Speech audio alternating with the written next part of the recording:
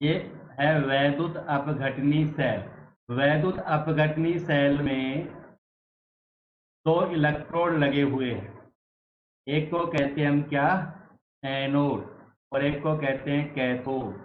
जिस पर धनावेश है वो तो होता है यहाँ पर एनोड, और जिस पर ऋणावेश है वो है यहाँ पर क्या, कैथोड। ये ध्यान रखेंगे। वैद्युत अपघटनी सेल में, इलेक्ट्रोलाइटिक सेल में एनोड पर धनावेश होता है, कैथोड पर ऋणावेश होता है। ये बात ध्यान रखनी है। एनोड किसको कहते हैं हम, जिस पर ऑक्सीकरण होता है। कैथोड वो होता है जिस पर अपचयन होता है। ठीक है, जिस पर ऑक्सीकरण हो रहा है वो एनोड है, जिस पर अपचयन होता है वो कैथोड है। चार्ज यहाँ एनोड पर धनावेश है, कैथोड पर ऋणावेश। और यहाँ भरा हुआ है कोई वैद्युत अपघटनीय पदार्थ, जिसको इलेक्ट्रोलाइट कहते हैं अंग्रेजी में। तो इलेक्ट्रोलाइट भरा हुआ है। इलेक्ट्रोलाइट के जो ऋणावेशित आयन है, विद्युत धारा प्रवाहित करने पर ऋणावेशित आयन आएंगे धनावेशित प्लेट की तरफ, यानी एनोड की तरफ। ठीक है, और जो धनावेशित आयन है वो जाएंगे कैथोड की तरफ। वो कैथोड पर जाकर के इलेक्ट्रॉन ग्रहण करके अपचयित हो जाएंगे, तो है ना। और जो ऋणायन है वो एनोड पर जाकर के इलेक्ट्रॉन त्याग करके ऑक्सीकृत हो जाते हैं। तो ये वैद्युत अपघटनी सेल है, समझ में आ गया। तो इलेक्ट्रॉन लगे हुए हैं, एनोड कैथोड, इनमें भरा हुआ है कोई वैद्युत अपघटय पदार्थ का विलयन। अब वैद्युत अपघटय पदार्थ क्या होता है। वैद्युत अपघटय पदार्थ का मतलब क्या बताया था, ऐसा पदार्थ जिसके विलयन में, जिसके सॉल्यूशन में विद्युत धारा का प्रवाह हो जाता है, ऐसे पदार्थ कहलाते हैं वैद्युत अपघटय पदार्थ। जो विद्युत का चालन करते हैं, जिसमें इलेक्ट्रिक करंट प्रवाहित हो जाता है, वही कहलाते हैं विद्युत अपघटय पदार्थ। और विद्युत अपघटय पदार्थ कल हमने दो तरह के पढ़े थे। एक तो होते हैं प्रबल वैद्युत अपघटय पदार्थ, और एक होते हैं दुर्बल वैद्युत अपघटय। प्रबल वैद्युत अपघटय जिसको बोलते हैं स्ट्रॉन्ग इलेक्ट्रोलाइटिक, ठीक है, ये स्ट्रॉन्ग होते हैं, प्रबल वैद्युत अपघट्य होते हैं। और दुर्बल होते हैं वीक इलेक्ट्रोलाइट। प्रबल वैद्युत अपघट्य का मतलब क्या है, जिसको हम विलयन बनाए जल के अंदर है, तो उसका लगभग कंप्लीट, यानी लगभग पूरा का पूरा आयनन होता है, वो सब होते हैं प्रबल वैद्युत अपघट्य। यानी प्रबल वैद्युत अपघट्य में आयनों की संख्या ज्यादा रहती है, और आयनों की संख्या ज्यादा रहने के कारण ये विद्युत के अच्छे चालक होते हैं। ठीक है, जितने भी प्रबल एसिड हैं, स्ट्रॉन्ग एसिड जो भी है ना, प्रबल अम्ल, जितने भी प्रबल क्षार हैं, लवण है, वो सब प्रबल वैद्युत अपघट्य के एग्जाम्पल भी ही आते हैं। प्रबल अम्ल, प्रबल क्षार, और प्रबल अम्ल और क्षार के लवण वगैरह, ये सब क्या होते हैं, प्रबल वैद्युत अपघट्य होते हैं। जैसे प्रबल अम्ल है HCl, H2SO4, HNO3। प्रबल क्षार है जैसे NaOH, KOH, है ना। उनके लवण है जैसे NaCl, KCl, KNO3। ये सब प्रबल वैद्युत अपघट्य होते हैं। एक होते हैं दुर्बल, यानी वीक इलेक्ट्रोलाइट, दुर्बल वैद्युत अपघट्य, जिसको वीक इलेक्ट्रोलाइट कहते हैं। दुर्बल वैद्युत अपघट्य का मतलब समझते ही हम सब, जिनका आयनन कम होता है। इनको अगर हम घोलते हैं, इनका सॉल्यूशन बनाते हैं पानी में, तो इनका जो आयोनाइजेशन है, इनका आयनन जो है वो कम होता है। इनका आयनन कम होता है, इसलिए इनको बोलते हैं वीक इलेक्ट्रोलाइट। आयनन कम होने के कारण इनमें आयनों की संख्या कम होती है इनके सॉल्यूशन में। तो आयन कम होने से क्या होगा, ये विद्युत के अच्छे चालक नहीं होते, अच्छे चालक नहीं है विद्युत के, इनमें विद्युत का प्रभाव कम होता है। जो भी दुर्बल अम्ल है, जैसे CH3COOH, एसिटिक एसिड, जो भी दुर्बल क्षार है, वीक एसिड, ठीक है, सॉरी दुर्बल अम्ल है, दुर्बल अम्ल लिखा है हमने, दुर्बल अम्ल वीक एसिड, दुर्बल क्षार है वीक बेस। वीक बेस कौन है, जैसे दुर्बल एसिड में एग्जाम्पल और लिख सकते हैं अपन, कार्बोनिक एसिड। वीक बेस है जैसे NH4OH, ये वीक बेस होता है, दुर्बल क्षार होता है। और दुर्बल अम्ल और दुर्बल क्षार के जो लवण है ना, दुर्बल अम्ल और दुर्बल क्षार के लवण, जैसे CH3COONH4, ये सब वीक इलेक्ट्रोलाइट्स हो, दुर्बल वैद्युत अपघट्य पदार्थ। ठीक है। अब इसके बाद में नेक्स्ट टॉपिक, वैद्युत अपघटनीय विलयनों का चालन। इसमें हमने सबसे पहले बात की थी ओम नियम की, ओम्स लॉ की। ओम्स लॉ के अकॉर्डिंग आर प्रतिरोध बराबर होता है किसके, E/R के। सॉरी, या मैंने उल्टा लिख दिया, आर नहीं, आई बराबर होता है किसके, E/R। ओम्स लॉ के अनुसार आई बराबर किसके है, E/R, यानी आर का व्युत्क्रम होता है। आई जो है वो आर के व्युत्क्रमानुपाती, आर यहाँ है प्रतिरोध, रेजिस्टेंट बोलते हैं इसको। आर जितना ज्यादा होगा विद्युत का प्रवाह उतना ही कम होगा। और आर की यूनिट क्या होती है, आर की इकाई क्या होती है, ओम। ओम को बोलते हैं OH, एम से लिख देते हैं ओम। ठीक है, ओम। ओम का साइन क्या है, ये ओम का साइन। दूसरा हमने पढ़ा था क्या, चालकत्व। चालकत्व जिसको बोलते हैं कंडक्टेंस, चालकत्व को कहते हैं कंडक्टेंस, जिसको जी से रिप्रेजेंट किया था हमने। जी बराबर किसके होता है नरेश कुमार, जी बराबर, जी बराबर किसके होता है, 1/R। वेरी गुड, जी बराबर 1/R। जिसका नाम बोलो ना वो बोला करो। ठीक है, जी बराबर 1/R। माइक बंद करो। जी की यूनिट क्या हो जाएगी, ओम इनवर्स, या ओम इनवर्स को अपन ये भी लिख सकते हैं MHO, महो। ठीक है, या फिर इसका दूसरा नाम क्या है, सीमेंस। क्या कहते हैं इसको, सीमेंस। वो एस से रिप्रेजेंट करते हैं सीमेंस। इसके बाद में हमने बात की प्रतिरोधकता। क्या पढ़ा हमने, प्रतिरोधकता, प्रतिरोधकता। ठीक है, प्रतिरोधकता जिसको हम रो से रिप्रेजेंट करते हैं, प्रतिरोधकता। स्पेसिफिक रेजिस्टेंट कहते हैं इसको, विशिष्ट प्रतिरोध। ठीक है, प्रतिरोधकता हमने कल बात की थी कि जो आर होता है, जो प्रतिरोध होता है, वो एल लंबाई के तो होता है डायरेक्टली प्रोपोर्शनल, यानी समानुपाती। और अनुप्रस्थ काट का जो क्षेत्रफल है उसके क्या होता है, व्युत्क्रमानुपाती। आर बराबर हमारे पास फॉर्मूला क्या आया था, आर इक्वल होकर आ गया था किसके, rho into L upon A. तो रो किसके इक्वल आया था, R into A upon L. ठीक है, यहां से हमने इसकी डेफिनेशन भी निकाली थी, डेफिनेशन। ए तो किसके इक्वल हो गया था और एल किसके इक्वल हो गया था, तो रो इक्वल किसके आ गया था, आर के। रो किसके इक्वल आ गया था, आर के। ठीक है, L 1 मीटर होएगा सर। हाँ वो 1 सेंटीमीटर कर दो, अगर सेंटीमीटर में दोनों ले रहे हैं ना हम, तो सेंटीमीटर कर दो। अगर 1 मीटर स्क्वायर में है तो एल भी मीटर में लो, दोनों की यूनिट सेम होंगी, है ना। ए हमने सेम स्क्वायर में लिया है तो एल 1 सेंटीमीटर लेंगे। अगर ए अपन मीटर में ले, मीटर स्क्वायर ले, तो एल मीटर में ले लेंगे। ठीक है, यूनिट सेम रखनी है। तो रो इक्वल हो गया आर के, या हम कह सकते हैं ऐसा चालक जिसकी लंबाई तो 1 सेंटीमीटर है और जिसके अनुप्रस्थ काट का क्षेत्रफल 1 वर्ग सेंटीमीटर है, तो उसका जो प्रतिरोध होता है वो उसकी प्रतिरोधकता के बराबर। ठीक है, आर इक्वल हो जाता है रो के। क्लियर, इसकी यूनिट क्या थी, इकाई क्या थी रो की, क्या आई थी, ओम मीटर या ओम सेंटीमीटर। ठीक है, ओम मीटर भी लिख सकते हैं हम और ओम सेंटीमीटर भी लिख सकते हैं।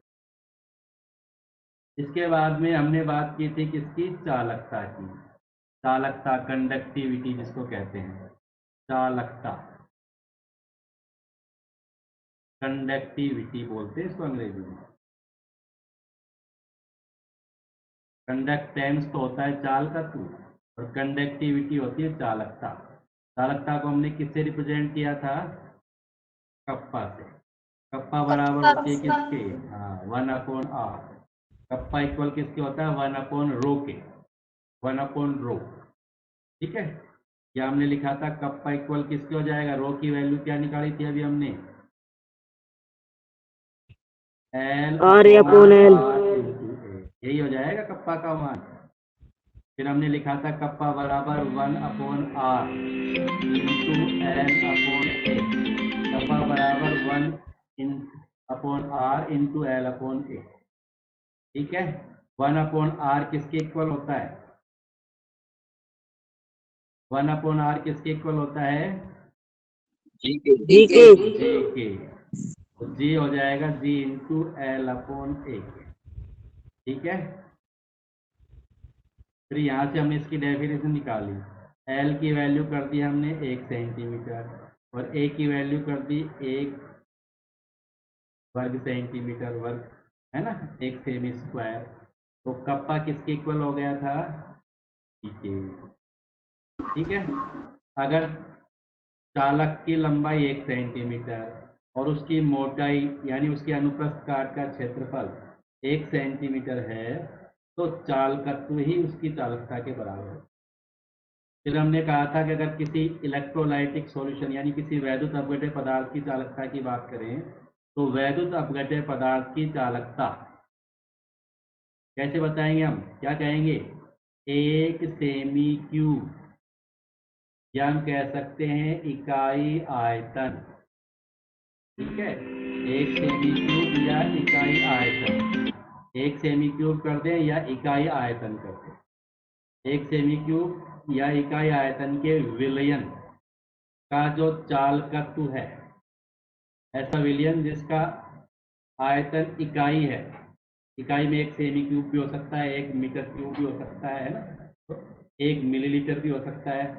तो ऐसा विलयन जिसका आयतन इकाई है उसके विलयन का जो चालकत्व है वही उसकी चालकता के बराबर, ऐसा हम पढ़ चुके हैं। इसकी यूनिट भी निकाली थी कल हमने। यूनिट क्या होती है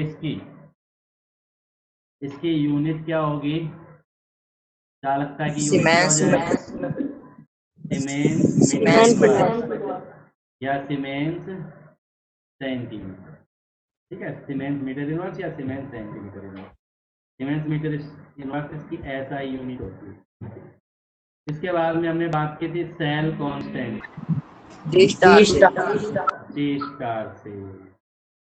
जी स्टार बराबर होता है एल अपॉन ए के।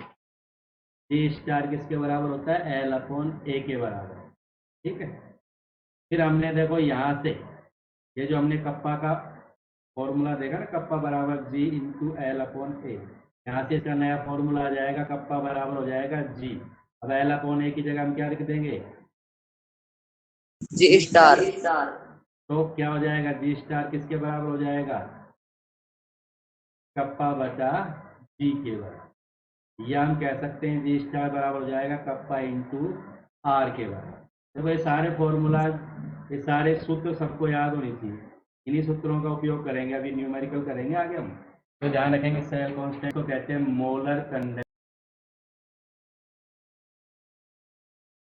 मोलर चालकता या मोलर कंडक्टिविटी लैम्डा एम बराबर होती है कप्पा बटा एम। ठीक है, ये है मेन फॉर्मूला इसका।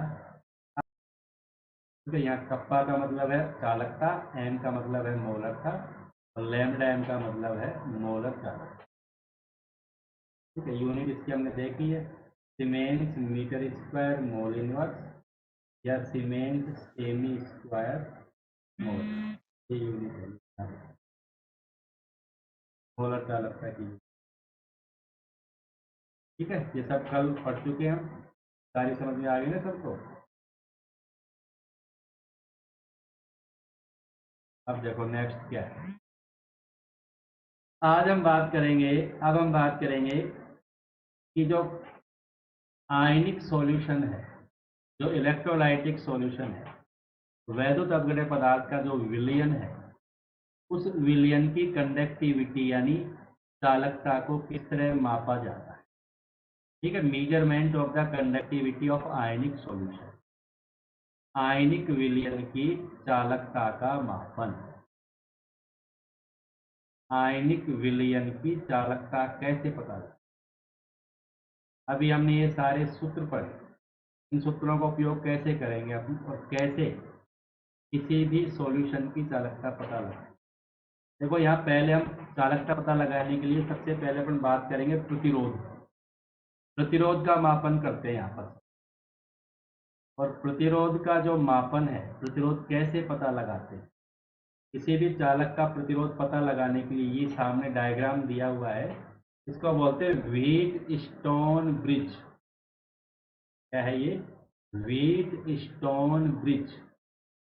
ये व्हीट स्टोन ब्रिज होता है, व्हीट स्टोन ब्रिज। ठीक है, ये व्हीट स्टोन ब्रिज का यूज करके, इसको काम में लेकर के हम किसी भी चालक का प्रतिरोध ज्ञात करते हैं, प्रतिरोध का मापन करते हैं।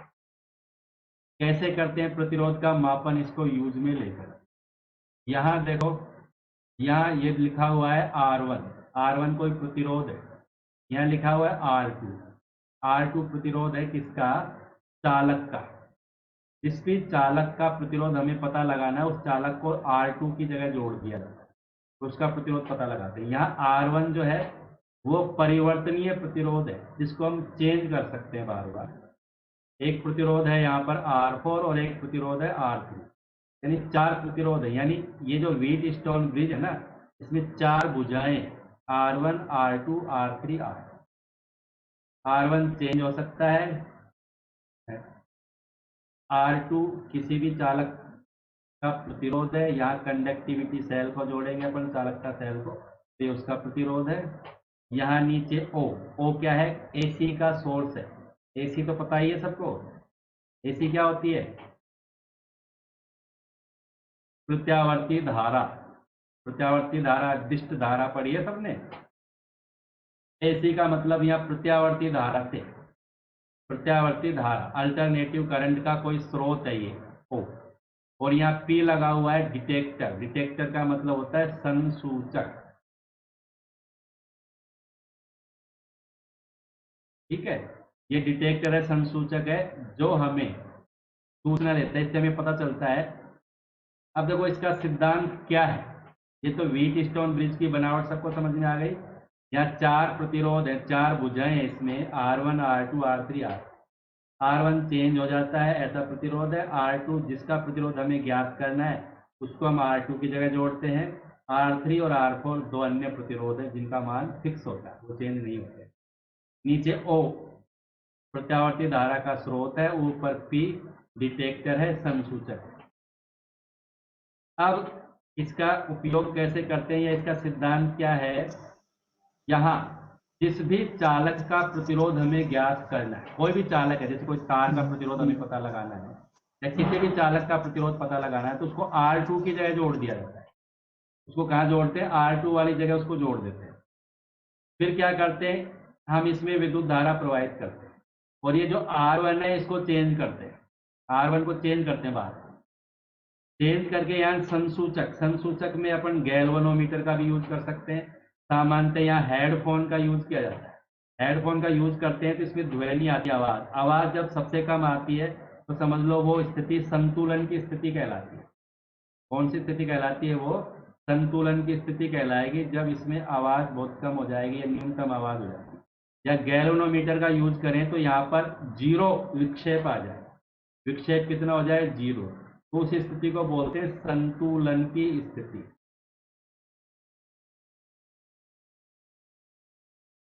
ठीक है, और जब संतुलन की स्थिति आती है तो क्या होता है? ये जो प्रतिरोध है R1, R2 और R3, R4, इनका अनुपात बराबर हो जाता है। R1/R2 बराबर हो जाता है R3/R4। जब संतुलन की स्थिति आएगी ना, तो ये हो जाएगा। R1 और R2 का अनुपात और R3 और R4 का अनुपात दोनों बराबर हो जाते हैं संतुलन की स्थिति। संतुलन की स्थिति किसे कहते हैं? जब यहाँ संसूचक में अगर गैल्वेनोमीटर है तो यहाँ विक्षेप 0 हो जाएगा। ठीक है, अगर कोई हेडफोन से अपन आवाज सुनते हैं तो आवाज जब न्यूनतम हो जाए, बहुत सबसे कम आवाज हो जाए, तो समझ लो वो संतुलन की स्थिति है। तो संतुलन की स्थिति जब भी होगी जब ये स्थिति आ जाएगी, इन प्रतिरोधों के अनुपात बराबर हो जाएगा।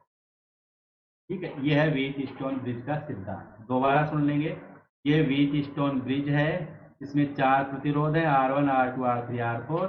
नीचे कोई धारा का स्रोत जुड़ा हुआ है, P यहाँ संसूचक है। ठीक है, हम करते क्या है, जिस भी चालक का प्रतिरोध ज्ञात करना उसको R2 की जगह जोड़ देते हैं, R1 को बदलते हैं। R1 को अपन तब तक बदलते रहते हैं जब तक यहाँ 0 विक्षेप नहीं हो जाए। डिटेक्टर में विक्षेप कितना हो जाना चाहिए? 0। गैल्वेनोमीटर में विक्षेप कितना हो जाना चाहिए? 0। 0 विक्षेप हो जाता है तो तब तक हम R1 को चेंज करेंगे। ठीक है, और जैसे ही 0 विक्षेप हो जाता है हम इसको चेंज करना बंद कर देंगे। उस समय हम समझ जाएंगे संतुलन की स्थिति आ गई। और संतुलन की स्थिति आ गई इसका मतलब प्रतिरोधों के अनुपात बराबर हो गए। R1 बराबर हो गया R2 के और R3 बराबर हो गया R4। फिर हमें पता किसको लगाना है? R2 का। यहाँ अज्ञात प्रतिरोध कौन सा है? R2। इसका मान हमें पता है R1 का, क्योंकि हम चेंज कर रहे हैं बार बार। R3 और R4 के मान भी हमें पहले से पता होते हैं, जो फिक्स मान है वो पहले से ही पता है। ठीक है, तो हमें R2 ही अज्ञात प्रतिरोध है, तो R2 का मान हम पता लगा लेते हैं। फिर यहाँ R2 बराबर किसके हो जाएगा? R2 का मान पता लगा लेंगे ना इस सूत्र से। R2 बराबर हो जाएगा, ये ऊपर चला जाएगा। ठीक है, R4 ऊपर चला जाएगा, तो बचा में कौन आ जाएगा? R1 इंटू, अब जब इनको गुणा करेंगे तो R1 के गुणा में तो आ जाएगा R4, R2 के गुणा में आ जाएगा R3। किसका गुणा कर दो, हमें पता है किसका मान लगाना है? R2 का। R2 का मान पता लग जाएगा R1 R4 अपॉन R3।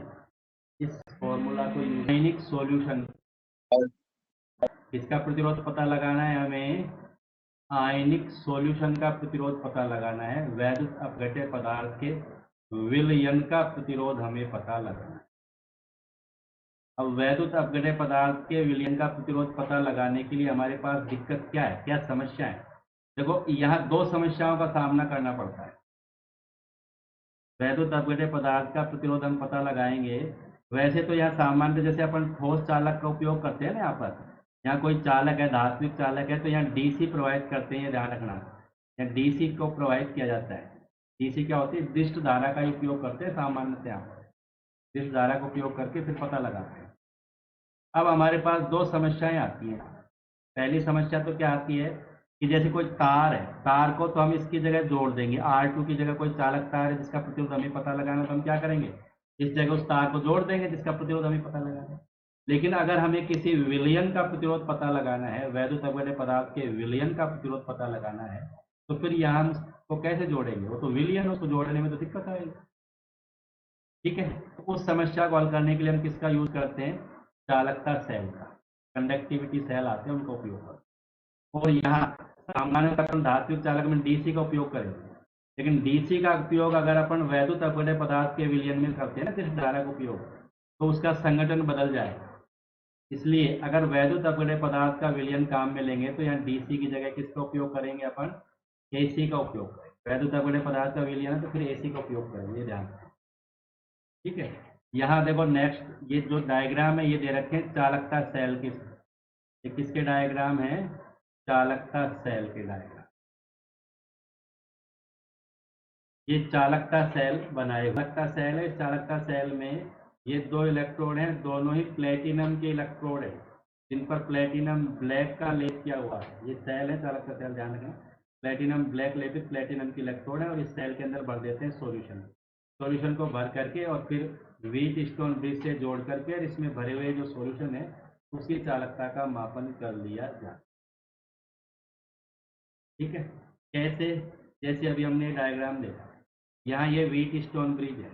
अब यहाँ क्या करेंगे अपन? ये R2 है ना, R2, इसकी जगह जिस विलयन का हमें प्रतिरोध पता लगाना है उस विलयन को चालकता सेल में भर करके और इससे जोड़ दो।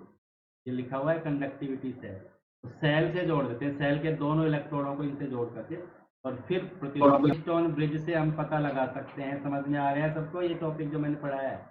व्हीट स्टोन ब्रिज में 4 प्रतिरोध है, R1, R2, R3, R4। R1 जिसको बदला जा सकता है, R2 अज्ञात प्रतिरोध है, R3, R4 के मान फिक्स होते हैं। ठीक है, अगर हमें किसी विलयन का प्रतिरोध पता लगाना है तो R2 की जगह उसको रख देंगे। R2 में क्या करते हैं अपन? R2 की जगह रख देंगे उसको। कहने का मतलब है यहाँ उस विलयन को चालकता सेल में भर करके और फिर यहाँ R2 की जगह जोड़ करके और फिर विद्युत धारा प्रवाहित करते हैं और फिर संतुलन की स्थिति प्राप्त करते हैं। संतुलन की स्थिति प्राप्त हो जाएगी तो हमें R2 का मान इस सूत्र की सहायता से पता लग जाएगा। समझ में आ गया भाई सबको? ठीक है, सबसे पहली बात, आयनिक विलयन की चालकता का मापन करने के लिए सबसे पहले किसका मान पता लगाते हैं? प्रतिरोध का। प्रतिरोध का मान पता लगाने के लिए कौन से उपकरण का उपयोग करते हैं? व्हीट स्टोन ब्रिज का। व्हीट स्टोन ब्रिज क्या है? व्हीट स्टोन ब्रिज में 4 प्रतिरोध है, R1, R2, R3, R4, जिसमें R3 और R4 के मान तो फिक्स होते हैं। R1 का मान बदला जा सकता है, R2 अज्ञात मान है। जिस भी चालक का प्रतिरोध हमें पता लगाना है उसको R2 की जगह जोड़ देंगे। कैसे पता लगाते हैं? यहाँ सोर्स है O, इस सोर्स के द्वारा विद्युत धारा प्रवाहित करते हैं। अगर यहाँ विद्युत धारा प्रवाहित करेंगे अपन तो अगर यहाँ धात्विक चालक है तो हम DC का उपयोग करेंगे, दिश धारा का, और दिश धारा प्रवाहित करेंगे। R1 को चेंज करेंगे। R1 को तब तक चेंज करते हैं जब तक संसूचक में संतुलन की स्थिति प्राप्त नहीं हो जाए। संतुलन की स्थिति का मतलब अगर यहाँ गैल्वेनोमीटर जुड़ा हुआ है तो उसमें विक्षेप शून्य आ जाएगा, अगर हेडफोन जुड़ा हुआ है तो उसमें आवाज बहुत कम आने लगती है। और जब संतुलन की स्थिति आ जाएगी तो ये R1, R2 और R3, R4 के अनुपात बराबर होगा। अगर हमें किसी विलयन का प्रतिरोध पता लगाना है तो उस विलयन को चालकता सेल में भर करके R2 की जगह जोड़ देते हैं। ठीक है, और फिर इसमें DC प्रवाहित नहीं करेंगे, फिर क्या प्रवाहित करेंगे? AC प्रवाहित करेंगे। AC प्रवाहित करके फिर दोबारा संतुलन की स्थिति प्राप्त करेंगे R1 को बदल करके, और संतुलन की स्थिति प्राप्त करके R2 का मान पता लगा लेंगे, और जो R2 का मान है वही उस चालकता सेल में भरे हुए विलयन का प्रतिरोध, और ये है चालकता सेल जिनके अंदर विलयन को भरा जाता है। ठीक है, अब देखो हमें R का मान पता लग जाएगा। यहाँ R का मान पता लग जाएगा तो हम यहाँ से G का मान पता लगा सकते हैं, क्योंकि R का मान पता लग गया तो G का मान तो अपने आप ही पता लग जाएगा। G बराबर होता है 1/R। दूसरी बात, G का मान अगर हमें पता है या R का मान पता है तो हम उसका उपयोग करके सेल कांस्टेंट का मान पता लगा सकते हैं। G स्टार का मान पता लगा सकते हैं कौन से सूत्र से? कप्पा इंटू R से। अगर हमें देखो यहाँ इस सेल के अंदर जो विलयन भरेंगे ना, उस विलयन की चालकता पहले से पता होगी। ज्ञात चालकता वाला विलयन भरेंगे जिसका कप्पा हमें पहले से पता होगा, ऐसा विलयन इस सेल में भर करके उसका प्रतिरोध पता लगाएंगे अपन व्हीट स्टोन ब्रिज की सहायता। ठीक है, अब उसका प्रतिरोध यानी R पता लग जाएगा, उसकी चालकता हमें पहले से पता है, फिर इन दोनों को गुणा करके अपन J स्टार यानी सेल स्थिरांक का मान पता लगा। ठीक है, फिर क्या करते हैं? हम दूसरा विलयन भरते हैं जिसकी चालकता हमें पता नहीं है। इसी सेल में दूसरा विलयन भरते हैं। पहले विलयन के लिए G स्टार का मान पता लगा लिया, G स्टार सेल स्थिरांक है जो कांस्टेंट है। अब इसमें दूसरा विलयन भर दिया हमने। दूसरा विलयन भर करके उसके लिए कप्पा का मान पता लगा लेंगे। क्यों? क्योंकि यही सूत्र काम में लेंगे, कप्पा बराबर किससे? G star upon R। G star का मान तो हम पता लगा ही चुके क्योंकि G स्टार बदलता नहीं है। सेल के अंदर विलयन बदलते जाओ, G स्टार नहीं बदलेगा, सेल स्थिरांक नहीं बदलेगा, विलयन बदलेंगे केवल, सेल स्थिरांक नहीं बदलेगा। सेल के अंदर अगर विलयन भरते हैं अपन तो विलयन भरने से केवल उसका प्रतिरोध बदलेगा। विलयन बदल गया तो प्रतिरोध बदल गया, G स्टार का मान नहीं बदलेगा। तो पहले सबसे पहले हम क्या करते हैं? दोबारा सुनो, सबसे पहले उसमें ऐसा विलयन भरते हैं जिसकी चालकता हमें पहले से पता हो। पहले ऐसा विलयन भरते हैं जिसकी चालकता पहले से पता हो। उस विलयन का R पता लगा लेंगे और R का पता लगाने के बाद इस सूत्र का उपयोग करके उसका G स्टार यानी स्थिरांक, सेल स्थिरांक पता लगा लेंगे। फिर क्या करेंगे? इसी सेल के अंदर अपन दूसरा विलयन भरेंगे और उस विलयन, इस इसी सेल के अंदर अपन क्या करेंगे, दूसरा विलयन भरेंगे। ठीक है, इसी सेल में दूसरा विलयन भरेंगे जिसकी चालकता हमें नहीं पता है। फिर दोबारा व्हीटस्टोन ब्रिज की सहायता से जो नया विलयन भरा है उसकी क्या पता लगा लेंगे, प्रतिरोध। जी स्टार हम पहले पता लगा ही चुके हैं क्योंकि सेल वही है तो जी स्टार भी वही रहेगा। फिर हम कप्पा का मान पता लगाएं। इस तरह का सवाल करेंगे अभी आगे हम, जिसमें एक सेल होगा जिसके अंदर पहले दूसरा विलयन भरा हुआ है, फिर उसके अंदर जिसकी चालकता हमें पहले से पता होती है, उसका प्रतिरोध पता होता है, जे स्टार पता लगा देते हैं। फिर उसी सेल के अंदर दूसरा विलयन भर देते हैं जिसका प्रतिरोध हमें दिया जाता है, उसके लिए कप्पा का मान यानी चालकता का मान वो ज्ञात करवाते हैं। ठीक है, तो अभी देखेंगे इस तरह के सवाल।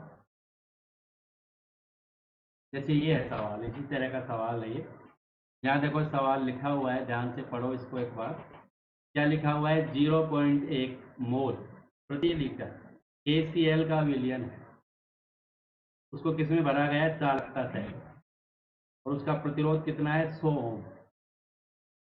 यदि उसी सेल का प्रतिरोध 0.02 मोल प्रति लीटर KCl का विलयन भरने से कितना हो जाता है, 520 ओम हो जाता है।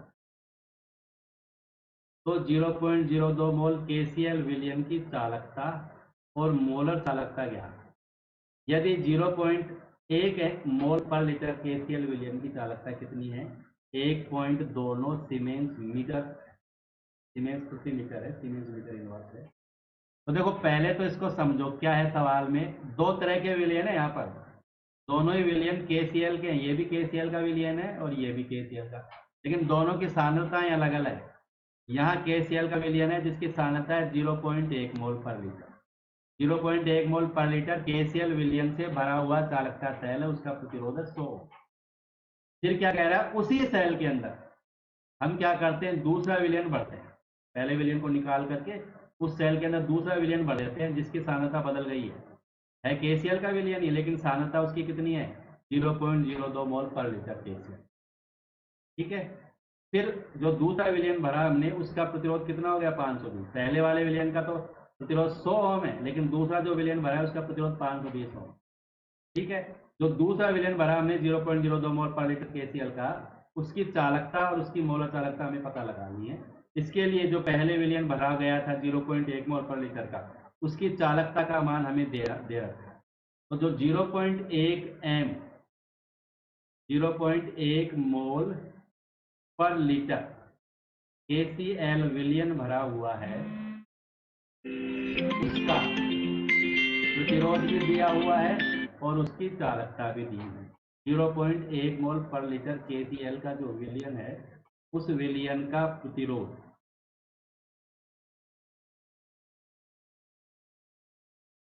कितना दे रखा है, तो और ये 0.1 मोल पर लीटर KCl विलयन की चालकता भी दे रखी है। इसी विलयन की चालकता का मान कितना दिया हुआ है, नीचे देखो, 0.1 मोल पर लीटर KCl विलयन की चालकता कितनी दे रखी है, 1.29 सीमेंस पर मीटर। ठीक है, ये 0.1 मोल वाले के लिए। अब हमें दूसरा विलयन दे रखा है, इसी सेल में दूसरा विलयन भर दिया जिसकी सांद्रता कितनी है, 0.02 0.02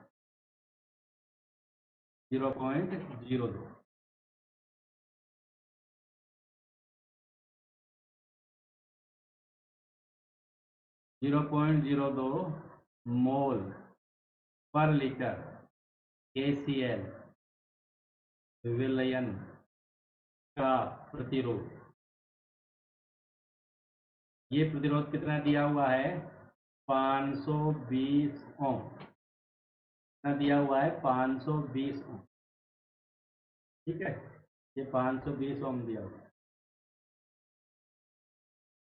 अब हमें इसका 0.02 मोल जो KCl विलयन है, इसके दोनों मान पता लगाने हैं। इसके लिए हमें कप्पा यानी चालकता भी ज्ञात करनी है और इसी विलयन की लैम्डा एम यानी मोलर चालकता,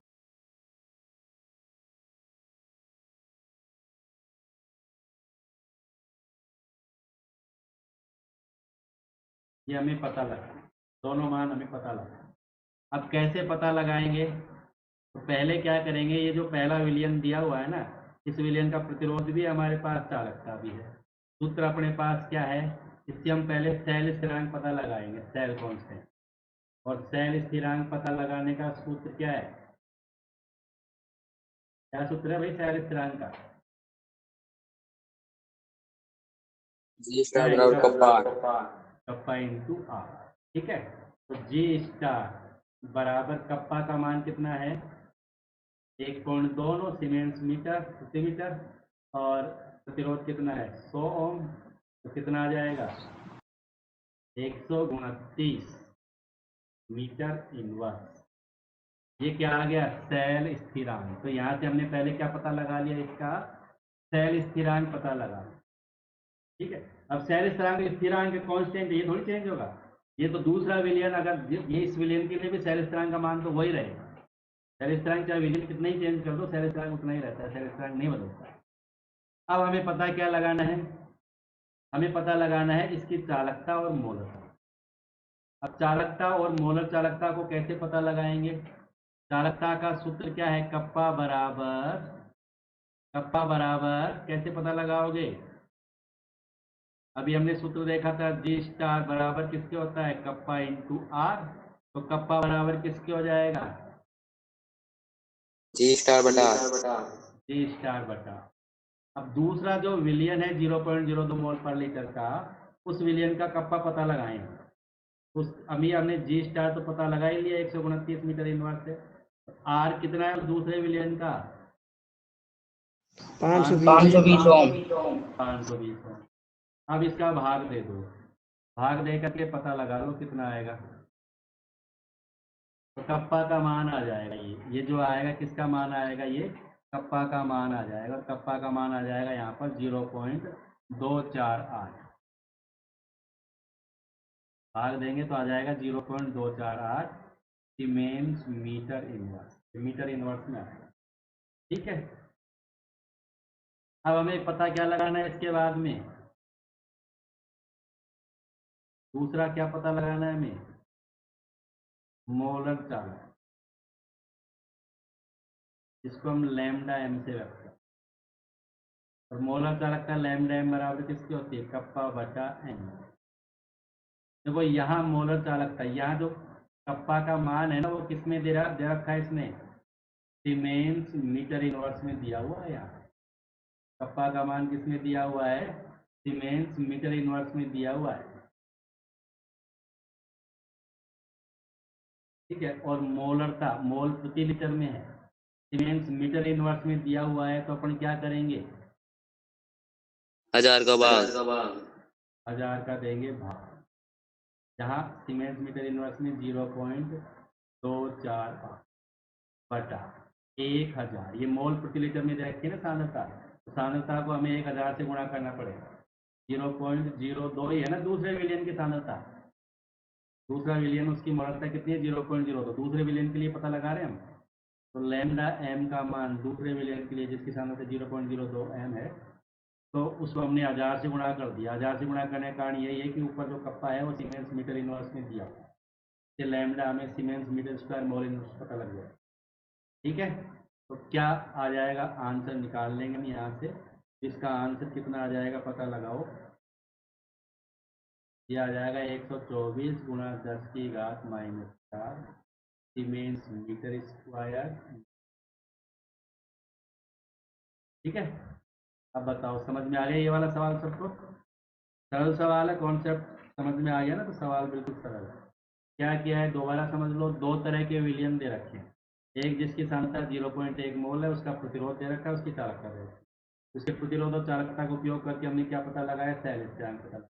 दूसरा विलियन है जिसकी सांद्रता 0.02 मोल पर लीटर है, उसकी चालक प्रतिरोध का मान दे रखा है, कि चालकता और मोलर चालकता भी पता लगाना। तो हमने क्या किया? पहले जी स्टार का मान पता लगाया, फिर जी स्टार का उपयोग करके दूसरे सेल के लिए कप्पा का मान पता लगा लिया। दूसरे विलियन के लिए कप्पा का मान पता लगाया जिसकी सांद्रता 0.02 मोल पर लीटर।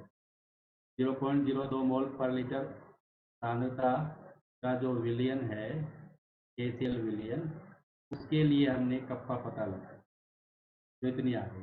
फिर इसी विलियन के लिए 0.02 मोल पर लीटर विलियन जो है KCl विलियन, इसके लिए फिर हमने मोलर चालक का पता लगाई।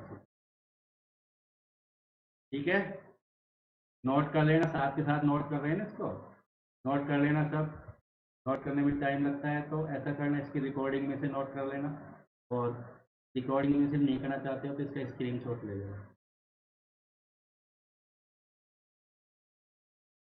अब नेक्स्ट क्वेश्चन देखो,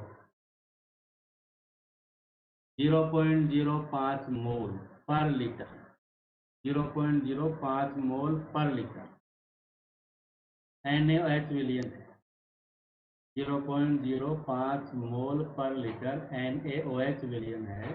एक कोलम का विद्युत प्रतिरोध दे रखा है 5.5 गुणा 10⁻³ ओम। इसका व्यास 1 सेंटीमीटर और लंबाई 50 सेंटीमीटर। इसकी प्रतिरोधकता, इसकी चालकता और इसकी मोलर चालकता, तीनों के मान ज्ञात है। ठीक है, प्रतिरोधकता ज्ञात करो, चालकता ज्ञात करो और मोलर चालकता ज्ञात करो। इसके लिए इसमें क्या क्या दे रखा है, एक तो लंबाई, प्रतिरोध दे रखा है 5.55 गुणा 10⁻³ ओम, और इसका व्यास दिया हुआ है, चालक का व्यास जो कोलम है उसका व्यास दे रखा है 1 सेंटीमीटर। तो पहले हम पता लगाएंगे सेल कांस्टेंट, क्योंकि सेल स्थिरांक का मान यहाँ काम में आएगा। पहले क्या पता लगाओ, सेल स्थिरांक, सेल कांस्टेंट पता लगाएंगे अपन, सेल स्थिरांक पता लगाएंगे। और सेल स्थिरांक का मान कैसे पता लगाते हैं, जी स्टार बराबर किसके होता है, कप्पा इंटू आर। लेकिन कप्पा का मान तो यहाँ दे ही नहीं रखा, दे रखा है कप्पा का मान, नहीं दे रखा, यहाँ दे रखा है व्यास। व्यास से हम अनुप्रस्थ काट का क्षेत्रफल पता लगा सकते हैं, और यहाँ लंबाई भी दे रखी है, तो लंबाई और ए का उपयोग करके हम पता लगा सकते हैं क्या, लंबाई और ए का उपयोग करके हम सेल कांस्टेंट पता लगा सकते हैं। इसके लिए हमारे पास सूत्र क्या है, जी स्टार बराबर क्या है, एल अपॉन ए, इसका उपयोग करें। अब इसके लिए देखो, एल का मान तो दे रखा है 50 सेंटीमीटर, ए का मान हमें पता लगाना है, लेकिन ए का मान पता लगाने के लिए हमारे पास आर का मान दे रखा है, इसमें व्यास दे रखा है, तो व्यास से आर पता लगा लेंगे। इसमें व्यास वो दे रखा है 1 सेंटीमीटर, आर यानी त्रिज्या यानी रेडियस कितना हो जाएगा इसका, 0.5। 0.5 सेंटीमीटर। कैसे आया, समझ में आ गई ना बात। आर 1 सेंटीमीटर इसका व्यास है, व्यास 1 सेंटीमीटर दिया हुआ है, तो व्यास से हम पता लगाएंगे आर 0.5, और आर से पता लगा लेंगे अपन ए। देखो ए क्या है यहाँ पर, अनुप्रस्थ काट का क्षेत्रफल, गोलाई में होता है, कोलम है, गोल है, ठीक है ना, बेलनाकार, तो उसका जो अनुप्रस्थ काट का क्षेत्रफल क्या है, वृत्त के बराबर ही तो होगा, वृत्त का क्षेत्रफल ही तो होगा ना वो। और वृत्त का क्षेत्रफल क्या होता है, पाई आर स्क्वायर, तो पाई आर स्क्वायर से हम पता लगा लेंगे, पाई आर स्क्वायर यानी 22/7 गुणा 0.5 गुणा 0.5 के स्क्वायर। इसको सोल्व कर दो, इसको हल करेंगे, तो हल करने पर हमारे पास आ जाएगा क्या, करेंगे हल तो 0.785 सेंटीमीटर स्क्वायर क्षेत्रफल है, तो वर्ग सेंटीमीटर आ जाएगा 0.785। इसको सॉल्व करके देखना, यही आएगा। ठीक है, तो हमारे पास एल का मान पहले दे रखा है, ए का मान हमारे पास आ ही गया, इससे अपन जी स्टार का मान पता लगा लेंगे इस सूत्र का उपयोग में। तो जी स्टार का मान हमारे पास क्या आ जाएगा, एल बटा ए को काम में ले तो जी स्टार आ जाएगा, एल तो कितना है 50 सेंटीमीटर, ए अभी हमने पता लगाया कितना है 0.785, भाग दो 50 में, 0.785 का भाग दे करके और हम पता लगा लेंगे इसका क्या, सेल स्थिरांक। ठीक है, लगाओ कितना आता है, सेल स्थिरांक का मान पता लगाओ,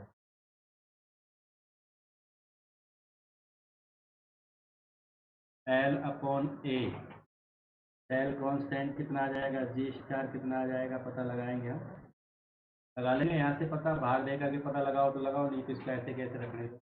जी स्टार किस में आएगा, ये सेंटीमीटर इनवर्स। अब हमें पता क्या लगाना है, एक तो प्रतिरोधकता पता लगानी है, एक हमें चालकता पता लगानी है, और एक हमें मोलर चालकता। प्रतिरोधकता का सूत्र अभी देखते हैं अपन, प्रतिरोधकता ज्ञात करने का सूत्र क्या है भाई अपने पास, मैं कर देता हूँ। तो बराबर हो जाएगा R into A upon L, मान रख देते हैं R का 5.55 गुणा 10⁻³ ए 0.785 अपॉन एल का मान कितना है 50। ठीक है, तो यहाँ से प्रतिरोधकता आ जाएगा, रो का मान कितना आ जाएगी प्रतिरोधकता, इसको सोल्व करने पर प्रतिरोधकता का मान पता लगाएंगे हम। ठीक है, ये प्रतिरोधकता आ गई। अब इसमें पूछ क्या रहा है सवाल के अंदर, प्रतिरोधकता पूछ रहा है ना, तो यहाँ से हमारे पास प्रतिरोधकता आ जाएगी। इसके बाद में एक पूछ रहा है वो चालकता, फिर चालकता का मान भी पता लगा देंगे। प्रतिरोधकता का मान इसको सोल्व करो, कितनी आएगी देखो, गुणा भाग करना पड़ेगा। ये आ जाएगी, गुणा भाग करने के बाद 87.135 ओम सेंटीमीटर। रो का मान आ जाएगा 87.135 ओम सेंटीमीटर। अब इसके बाद हमें पता लगानी है उसकी क्या, दूसरा मान क्या पूछ रहा है, ये चालकता पूछ रहा है। चालकता पता लगा ही लेंगे, जब प्रतिरोधकता पता लग गई तो चालकता कप्पा बराबर किसकी होती है 1/रो के, 1/रो से पता लगा लो, 1/87.135, इससे आ जाएगी चालकता का मान। इसमें भाग दे दो, भाग देने के बाद लगभग में ये मान आ जाएगा 0.0114, 0.0114। चालकता की इकाई बताइए हमें, सीमेंस सेंटीमीटर इंच। और तीसरा क्या पूछ रहा है ये, मोलर चालकता भी पूछ रहा है ना, मोलर चालकता लैम्डा एम कप्पा बटा एम के, एम का मान दे रखा है इसमें। ठीक है, रीजन का प्रतिरोध दे रखा है, लैम्डा एम का मान आ जाएगा कप्पा बटा एम के बराबर। यहाँ क्योंकि सेंटीमीटर इनवर्स में है, सीमेंट सेंटीमीटर में तो ऊपर 1000 से गुणा कर दो। ठीक है, लीटर में शामिल कर दिया। कप्पा का मान हमने भी पता लगा ही लिया, क्या आ गया 0.0114 बटा पोलरता कितनी दे रखी है विलियम की, देखो कितनी दे रखी है 0.05 0.05 मोल पर, क्या लिख देंगे 0.0। तो इसको सोल्व करें, कितना आंसर आएगा इसको निकालो, सोल्व करेंगे। क्या आ जाएगा हमारे पास 229 229.6 सीमेंट सेमी स्क्वायर मोल। ठीक है भाई, अब देख लो ये सवाल को नोट कर लो, इधर सवाल सबसे पहले हमने पता लगाया, वैसे सेल कांस्टेंट यहाँ यूज नहीं आ रहा, तो जी स्टार का मान भी पता लगा सकते हैं, पहले अपन ये हमने लिख ही दिया है, जी स्टार का मान पता लगाएंगे, इसमें करवा नहीं रहा जी स्टार, लेकिन हमने निकाल दिया है। एल का मान दे रखा है, व्यास दिया हुआ है, व्यास से हमने पहले पता लगाई आर, और आर का उपयोग करके फिर हमने पता लगाया ए पाई आर स्क्वायर के बराबर होगा, ये आ गया 0.785 के बराबर।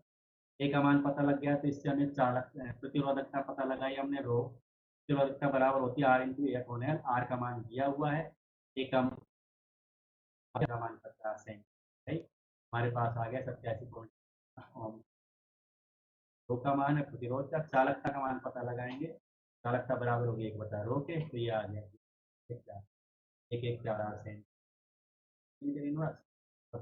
लैम्डा का मान पता लगाएगा। अब यहाँ कंफ्यूज नहीं होना है, पिछले एक न्यूमेरिकल हमने नीचे 1000 से नीचे मल्टीप्लाई किया था, यहाँ 1000 से कप्पा को मल्टीप्लाई किया, उसका रीजन समझ में आ गया ना। यहाँ चालकता किसमें, सीमेंट सेंटीमीटर इनवर्स में, और सान्द्रता मोल प्रति लीटर में। वहाँ चालकता सीमेंस मीटर इनवर्स में थी, सान्द्रता मोल प्रति लीटर, सीमेंस मीटर इनवर्स में है तो सीमेंट सेंटीमीटर इनवर्स में है तो ऊपर। नेक्स्ट न्यूमेरिकल देखो,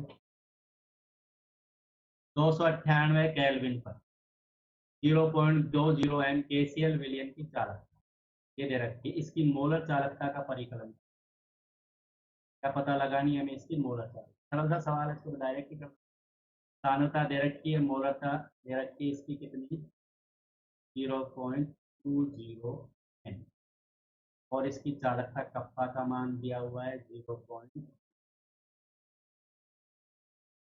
रिमेन्स।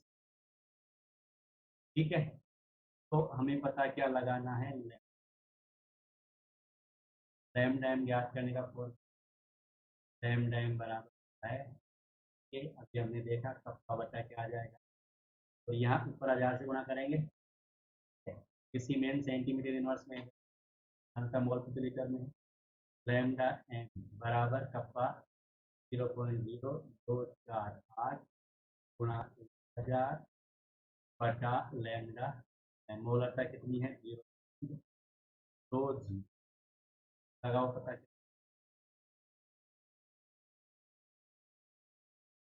गुणा कर दो, इसको गुणा करके इसका भाग 124 124 क्या सीमेंस सेमी स्क्वायर मोल, सीमेंस सेमी स्क्वायर मोल, ये आंसर आता है। देखो इसमें बिल्कुल सरल सवाल है, एम और कप्पा का मान दिया हुआ है, मोलर का चालक कर सूत्र अगर हमें याद है तो मान है क्या।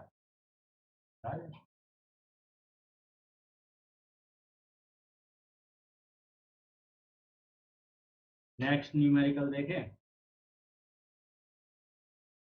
देखो ये नेक्स्ट है 298 केल्विन पर चालकता सेल जिसमें ये विलियन भरा हुआ है 0.001 एम का प्रतिरोध दे रखा है 1500।